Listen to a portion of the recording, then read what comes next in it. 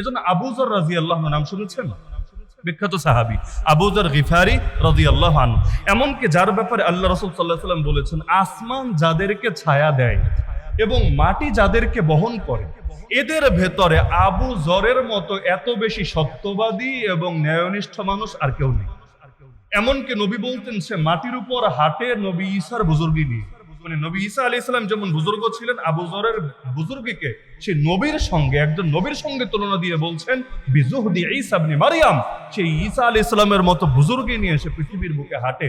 এত দামি সাহাবী, কোনো সন্দেহ নাই, এত দামি সাহাবী। কিন্তু একবার নবীর কাছে একটা দায়িত্ব চাইল, ইয়া রাসূলুল্লাহ, আমাকে অমুক এলাকার গভর্নর বানিয়ে দেন। গভর্নর তো বুঝেন, প্রশাসক। এখন যেমন ধরেন ডিসি থাকে না, ডিসি মানে আপনি এই জায়গার প্রশাসক। আবার সিটি কর্পোরেশনে মনে করেন মেয়র নাই, প্রশাসক হিসেবে দায়িত্ব আছে, আপনি এই জায়গার প্রশাসক। আগে এরকম প্রদেশ থাকতো, মক্কা প্রদেশ, মদিনা প্রদেশ, ইরাক প্রদেশ, শাম প্রদেশ। এই প্রদেশে একজন তো খলিফা আছেই, কেন্দ্রীয়, কিন্তু এক নেতা তো আর সারা দুনিয়া চালাতে পারবে না। এজন্য প্রত্যেক প্রদেশে আলাদা আলাদা গভর্নর দিত। আবু যর রাদিয়াল্লাহু আনহু গিয়ে বলল, ইয়া রাসূলুল্লাহ, আমারও একটা প্রদেশের গভর্নর বানায় দেন না। হ্যাঁ, লোভের কারণে বলেছেন তা না, নাউযুবিল্লাহ। সাহাবীর ব্যাপারে এই কথা মনে আনবেন না যে লোভের কারণে দায়িত্ব চাচ্ছেন, বরঞ্চ ওই মাঝে মাঝে দেখবেন অনেক রিক্সাওয়ালাও বলে, এই আমারও যদি প্রধানমন্ত্রী বানাই তো দেখাই দিতাম। মানে একটা ইসের কারণে যে এই কাজটা তো এভাবে হওয়া দরকার ছিল, কেন এভাবে হচ্ছে না, এরকম একটা চিন্তা থেকে মানুষ মাঝে মাঝে ভাবে দায়িত্বটা তো আমি পেলে খারাপ হতো না, আমি ঠিকভাবে করতাম। আবু যর রাদিয়াল্লাহু আনহু ভাবলেন, এই কাজটা আমি ভালোভাবে করতে পারবো, আমি পারফেক্ট এটার জন্য। এজন্য নবীকে বললেন, ইয়া রাসূলুল্লাহ, আমাকে গভর্নর বানায় দেন না। নবীজি বললেন, ইয়া আবা যর, ইন্নাকা দাঈফ ওয়া ইন্নাহা আমানাহ ওয়া সাতাকুনু নাদামাহ ইয়াউমাল কিয়ামাহ। হে আবু যর, তুমি একজন দুর্বল। কিসের দিক থেকে দুর্বল? তার ঈমান দুর্বল না, নাউযুবিল্লাহ। তার আমল দুর্বল, প্রশ্নই আসে না। তার আখলাক দুর্বল, চিন্তাই করা যায় না। যার ব্যাপারে এত বড় ফজিলতের কথা, নবী বললেন তুমি দুর্বল। আর এই দায়িত্ব আর নেতৃত্ব হলো একটা আমানত, এবং কিয়ামতের দিন এটা হবে লজ্জা, আফসোস আর লাঞ্ছনার বিষয়। কারণ যারা যথাযথ হক আদায় করতে পারবে না, আরে ভাই, যেই কাজ করবেন না এটা নিয়ে আল্লাহ প্রশ্নও করবেন। আমরা যারা নেতা না, আল্লাহ আমাদেরকে প্রশ্ন করবে না তুই এই নেতৃত্ব ঠিকভাবে দিলি না কেন, কিন্তু যে নেতা তার প্রশ্নও বাড়বে, যে পয়সাওয়ালা তার প্রশ্নও বাড়বে। যার কাঁধে যেটা এসেছে সেটা নিয়ে তাকে জবাবও দিতে হবে। এজন্যই ধনী আগে জান্নাতে যাবে না গরিব আগে যাবে? আপনারা কি জানেন, গরিব আগে না ধনী আগে? কেন? ধনীর সাথে আল্লাহ শত্রুতা আছে, ধনীর সাথে আল্লাহর দুশমনী আছে। ধনীকে ধন দিয়েছেন কে? আল্লাহ যদি দেন তা আল্লাহ আবার তারে পিছিয়ে দিলেন কেন? সে তো নিজের থেকে কেউ ধনী হতে পারে না, ধনী বানান কে? আল্লাহ। তাহলে আল্লাহ আবার তারে 500 বছর পিছিয়ে দিল কেন? তার সাথে তো আল্লাহ শত্রুতা নাই। জবাব সিম্পল, সেটা হলো যার যেটা নাই তার সেটার হিসাবও নাই, যার যেটা আছে তার সেটার হিসাবও আছে। আরে ভাই, গরিবের মাল নাই, ওরে আল্লাহ কেন প্রশ্ন করবে? এই 1 কোটি কই খরচ করলি, ওই 1 কোটি কোত্থেকে আয় করলি, ওই 10 কোটি কোথায় ব্যয় করলি? প্রশ্ন নাই। যেহেতু প্রশ্ন নাই, এজন্য তার জান্নাতে যাওয়াটা তাড়াতাড়ি হবে, সহজ হবে। এখন বড় লোক কামিয়েছে বেশি, হিসাবও দিতে হবে বেশি।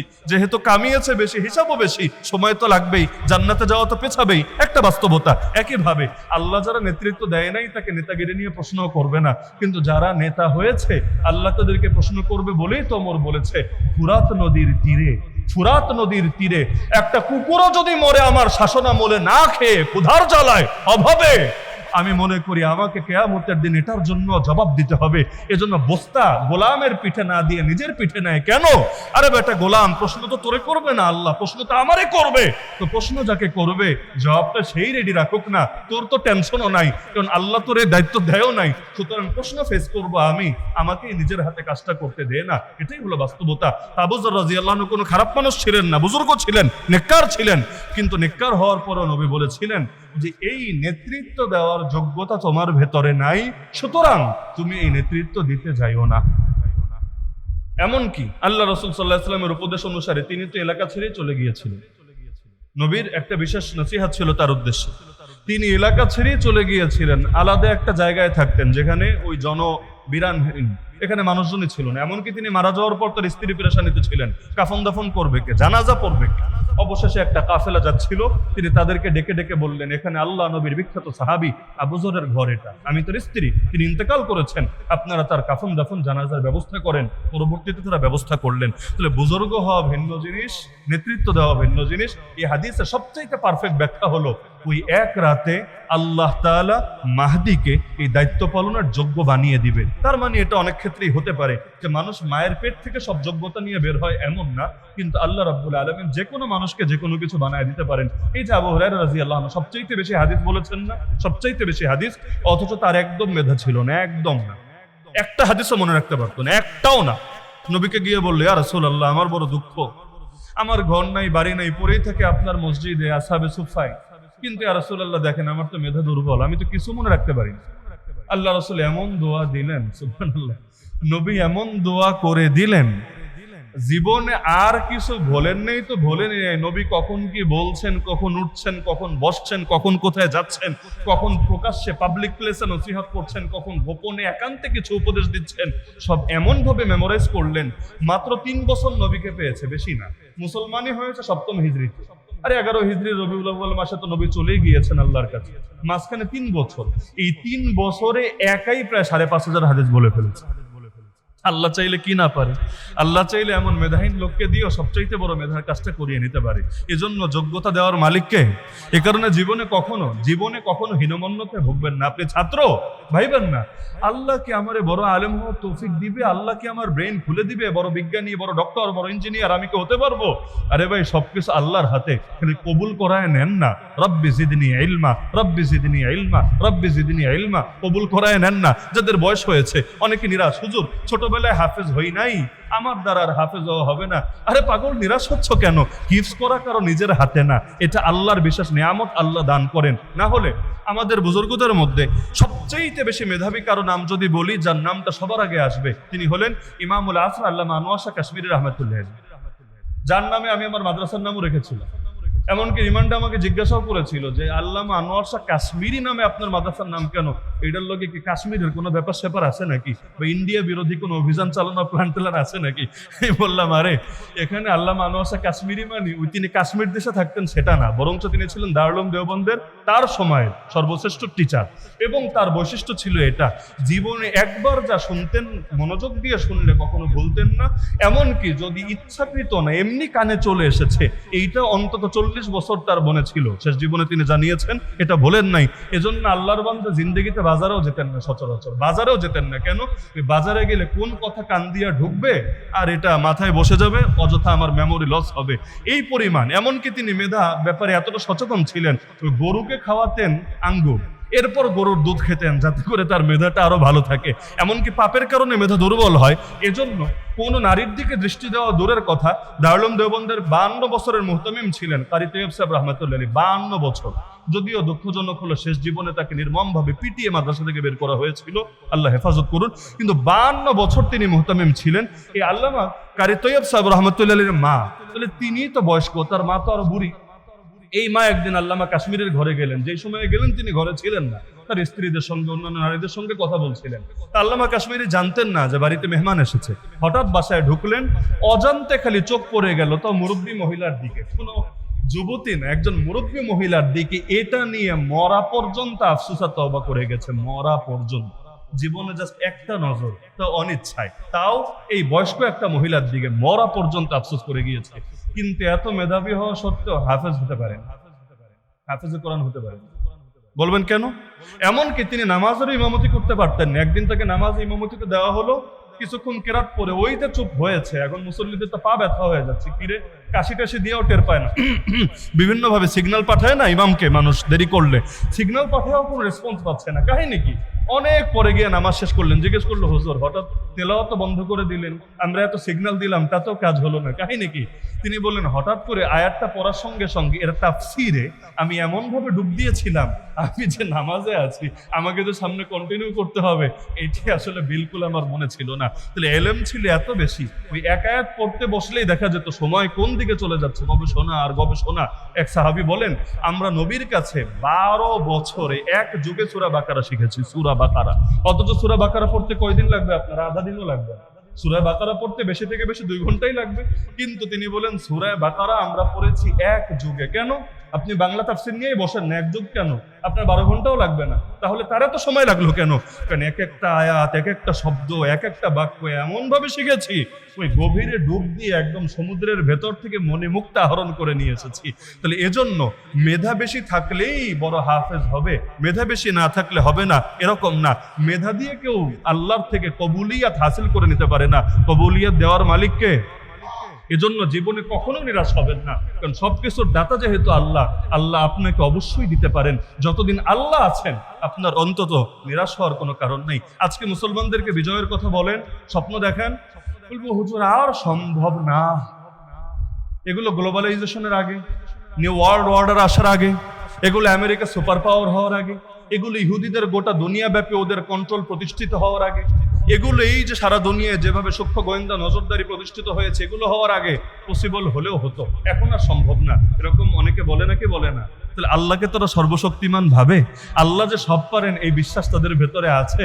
যেই আল্লাহ ল্যাংড়া মশা দিয়েও নমরুদের অহংকার শেষ করে দিতে পারেন, যেই আল্লাহ বাহ্যিক কোনো ওসিলা ছাড়া সাগরে চুবিয়ে চুবিয়ে ফেরাউনের অহংকার বের করে দিতে পারেন, যে আল্লাহ কারুনের মতো সম্পদশালীকে মাটির ভেতরে চিরতরে বিলীন করে দিতে পারেন, যেই আল্লাহ আব্রাহার এই দম্ভের সাথে আসা হস্তি বাহিনীকে একদম নিঃশেষ করে দিতে পারেন, সেই আল্লাহ বর্তমান দুনিয়ার জালেমদেরকেও তো এক নিমেষেই দুনিয়া থেকে বিদায় করে দিতে পারে।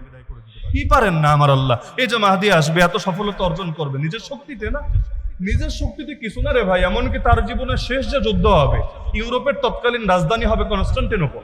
এই কনস্টান্টিনোপল জয় করতে কোনো যুদ্ধই লাগবে না, খালি গিয়ে কি বলবে? হাদিসে আছে লা ইলাহা ইল্লাল্লাহ আল্লাহু আকবার। বেশ, শুধু তার বাহিনী যেই কয়জনকে নিয়ে যাবে, এই হাজারে হাজারে সবাই খালি স্লোগান দিবে লা ইলাহা ইল্লাল্লাহ আল্লাহু আকবার, লা ইলাহা ইল্লাল্লাহ আল্লাহু আকবার। আল্লাহ এমন ভয় ঢুকিয়ে দিবেন কাফেরদের দিলের ভেতরে, একদল অস্ত্র ছেড়ে পালাবে, বাকিরাও সারেন্ডার করবে। কোন তীর তরবারি চালানো ছাড়া বিনা যুদ্ধে, বিনা রক্তপাতে আল্লাহ তাকে বিজয় দিয়ে দিবে। তাহলে বিজয়ের মালিক তো আল্লাহ। আমার আল্লাহর কি ওসিলা লাগে? আমার আল্লাহর কি ওসিলা লাগে? কুন ফায়াকুন, তিনি শুধু বলবেন হও, সঙ্গে সঙ্গে হয়ে যাবে। পৃথিবীর কেউ সেটাকে ঠেকাতে পারবে না। তাহলে এখান থেকে বোঝা যাচ্ছে যে আল্লাহ রাব্বুল আলামিন তাকে এক রাতে যজ্ঞ করে দিবেন, এর মানেই হলো আল্লাহ তাআলা তাকে দায়িত্ব পালনের জন্য, বুজুর্গ তিনি আগ থেকেই থাকবেন, আলেম তিনি আগ থেকেই থাকবেন, কিন্তু আল্লাহ তাকে দায়িত্ব পালনের জন্য বিশেষ যা কিছু লাগে সেই নেতৃত্বের যাবতীয় যোগ্যতা, জ্ঞান আর প্রতিভা আল্লাহর মাধ্যমে দিয়ে দিবেন। এমনকি হাদিসের মধ্যে আছে, যদি এমন হয় যে কিয়ামত চলে আসছে, এখনো অনেকে পেরেশান, মাহদি এখনো আসে না, আসবেটা কবে? এত মাইরি খায়, এত রক্ত ঝরে, এত জুলুম হয়, এখনো আসে না, তো আসবেটা কবে? আল্লাহ রাসূল বলেন লাউলাম ইয়াবকা মিনাদ দুনিয়া ইল্লা ইয়াউমুন, যদি এমন হয় পৃথিবীর আর একটা দিন মাত্র বাকি আছে, এর পরের দিনে কিয়ামত হবে, পরশুই কিয়ামত, মাঝখানে একটা দিন বাকি আছে, এমনও যদি হয়, নবীজি বলেন লাতাওয়ালাল্লাহু যালিকাল ইয়াউম, আমার আল্লাহ প্রয়োজনে ওই দিনটাকে লম্বা করে দিবেন। ওই লম্বা করে দিয়ে হলেও হাত্তা ইয়াবাতা ফীহি রাজুলাম মিন্নি আও ক্বালা মিন আহলি বাইতি, আল্লাহ আমার আহলে বাইতের অন্তর্ভুক্ত একজন ব্যক্তিকে তখন পাঠাবেন, ইওয়াতিউ ইসমুহু ইসমি ওয়াসমু আবিহি ইসমা আবি, যার নাম হবে হুবহু আমার নামে, যার বাপের নাম হবে হুবহু আমার বাপের নামে, ইয়ামলাউল আরদা কিসতান ওয়া আদলা কামা মুলিআত যুলমান ওয়া জাওরা, তিনি পৃথিবীকে ইনসাফ এবং ন্যায় দিয়ে ভরে দিবেন যেমনি ভাবে তা জুলুম এবং সীমালঙ্ঘন দিয়ে ভরে গিয়েছিল। তাহলে মাহদি আসবেন, এটা 100% নিশ্চিত কিনা? এমনকি কিয়ামতে যদি একদিন বাকি থাকে, ওই একদিনে হলেও আল্লাহ দিন লম্বা করে হলেও আল্লাহ তাকে পাঠাবেনই পাঠাবেন, এটা কিছুতেই মিস হবে না। এবং এখান থেকে বোঝা গেল তার নাম নবীর নামে একটু কি না, তার বাপের নামও নবীর বাপের নামে। আরেকটা বিষয় মাথায় রাখবেন, কেউ কেউ বলে তার মায়ের নামও নবীর মায়ের নামে, আমেনা, কিন্তু এ ব্যাপারে কোনো বিশুদ্ধ বর্ণনা নাই।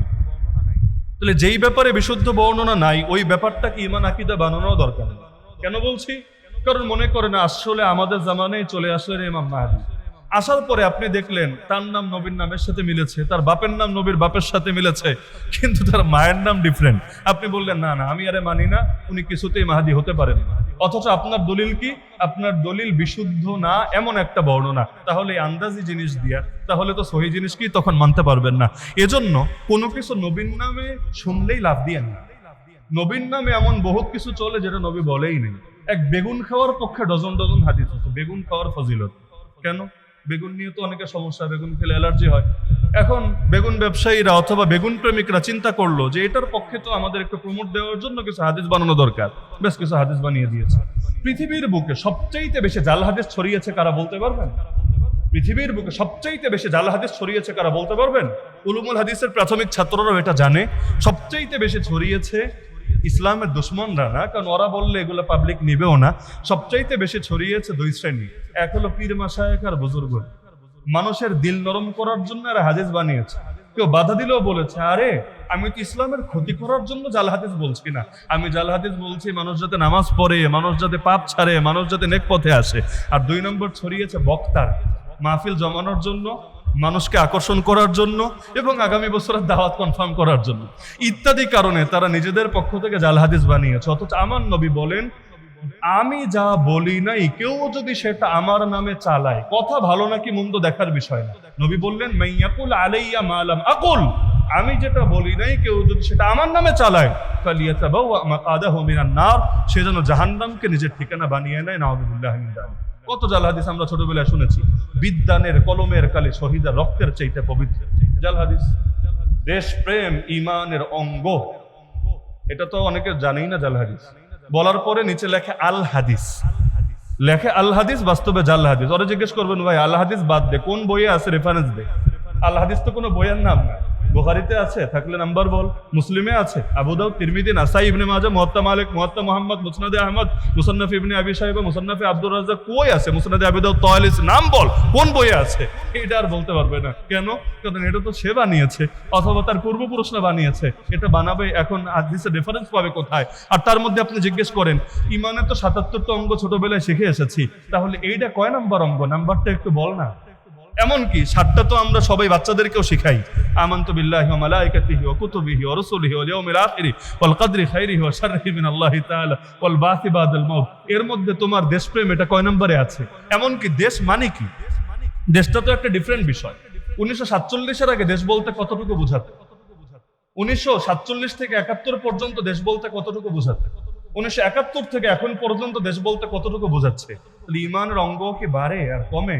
এই কয় বছর এতটুকুরে ভালো না বাসলে ইমান হওয়া যাবে না, ওই কয় বছর আবার এইটারে বাদ দিয়া বাকি মাইনাস করে বাকিটারে ভালোবাসতে হবে, না হলে ইমানদার হওয়া যাবে না। এরকম কি ইমানও কয় বছর পর পর অ্যান্ড্রয়েডের মতো আর আইফোনের iOS এর মতো আপডেট নেই নাকি, যে আপডেট নিয়ে নিয়ে তার ভার্সন চেঞ্জ হবে? নাউযুবিল্লাহি মিন যালিক। এখন বলবেন দেশকে কি ভালোবাসা লাগবে না? আরে ভাই ভালোবাসা লাগবে, কিন্তু এর জন্য জাল হাদিস বানানো লাগবে না। দেশকে ভালোবাসা লাগবে, কিন্তু এর জন্য জাল হাদিস বানানো লাগবে না। নবী সহি যেগুলো বলেছে ওইগুলোই বইলা শেষ করতে পারবেন না, আন্দাজে নিজের থেকে বানানোর দরকারটা কি? আল্লাহ মাফ করুন, আল্লাহ হেফাজত করুন। এজন্য মাহদির ব্যাপারে জাল হাদিস শেখা লাগবে, ইমাম মাহদির ব্যাপারে জাল হাদিস শেখা লাগবে। আমার নবী সহি যেগুলো বলেছেন সেগুলোই চলবে। এই যে মহররমে অনেক ভণ্ডামি হয়েছে, যারা করেছে ওদেরকে ধরেন, দলিল দাও, দলিল দাও, রেফারেন্স চান, দেখবেন জাল হাদিস আর জাল হাদিস আর জাল হাদিস। প্রত্যেকটা ভণ্ডামির পক্ষে কয়েক ডজন করে জাল হাদিস বানিয়ে রেখেছে। কেন? কারণ তারা জানে যদি নিজেদের নামে চালায় পাবলিক খাবে না, কিন্তু নবীর নামে যদি কোনোভাবে চালায় দিতে পারে পাবলিক এটা খেতে দ্বিধা করবে না। এজন্য বহুত মাল তৈরি হয় জিঞ্জিরায়, লেখা দেয় চায়না। বহুত মাল তৈরি হয় জিঞ্জিরায়, কিন্তু লেখা দিবে মেড ইন চায়না। কেন?